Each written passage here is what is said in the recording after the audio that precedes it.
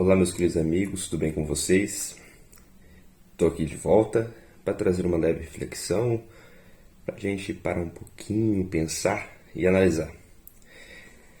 Eu estava refletindo sobre uma das coisas que provavelmente é o mais difícil de ser cristão. O que seria?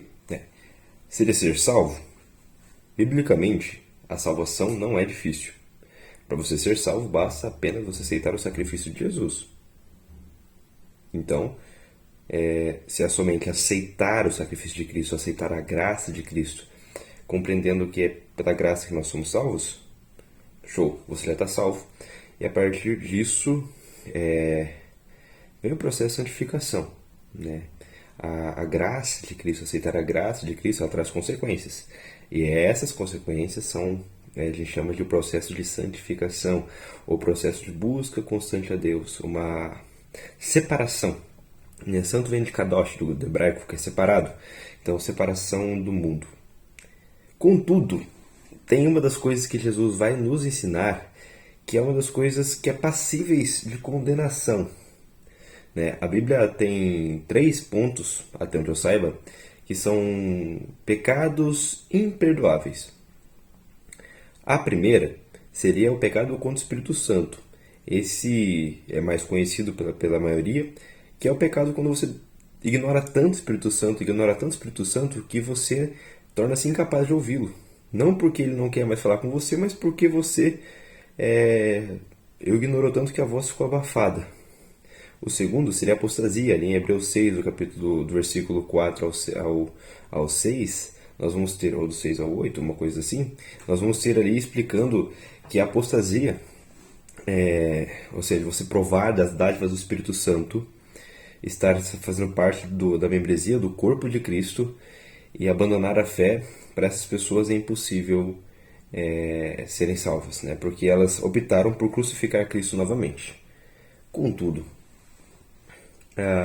dessas, a mais difícil para o cristão, praticamente falando, não é guardar a lei, não é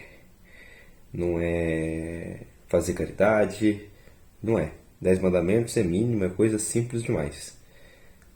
Mas, na minha visão, é claro, é muito complicado o processo do perdão. Em Mateus 6, versículo 14, diz bem assim, 14 e 15, seu Pai Celestial perdoará se perdoarem aqueles que pecam contra vocês. Mas se vocês se recusarem a perdoar os outros, seu Pai não perdoará os seus pecados. Então, é uma coisa que passivelmente anularia, entre aspas, vou deixar bem entre aspas aqui, anularia a graça. É o único ponto onde, não que a graça não consiga alcançar, mas você impossibilita a ação dela, quando você é incapaz de perdoar. Quando você não perdoa, guarda o ódio, o rancor. O ódio, ele é como um veneno que você bebe querendo que outra pessoa sinta mal. Só que é você quem está bebendo, é você que está passando mal.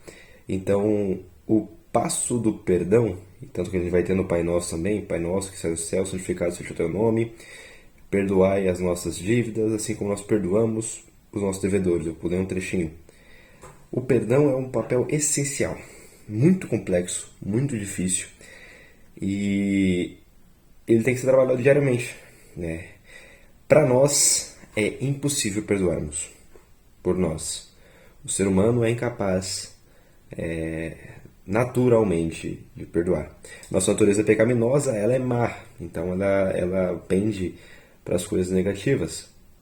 Contudo, quando nos apegamos a Deus, quando buscamos a graça de Cristo, quando pedimos ajuda para Ele, quando nós nos dispomos, nos colocamos à disposição do Senhor, falamos, Senhor, eu quero aprender a perdoar. Eu não consigo, mas eu quero aprender. Quero que o Senhor trabalhe em mim. E você coloca isso aos pés de Cristo todos os dias. Com toda certeza você vai conseguir aprender a fazer isso. Não pelo seu empenho, não pela sua capacidade, mas sim porque Deus te concede essa dádiva. Os pontos bons que nós temos, eles são provenientes de Deus. Os pontos negativos somos nós mesmos. E a vida cristã, ela é uma luta constante contra o eu pecador, o eu carnal, contra o eu espiritual, que tem que ser alimentado diariamente. É isso, queridos.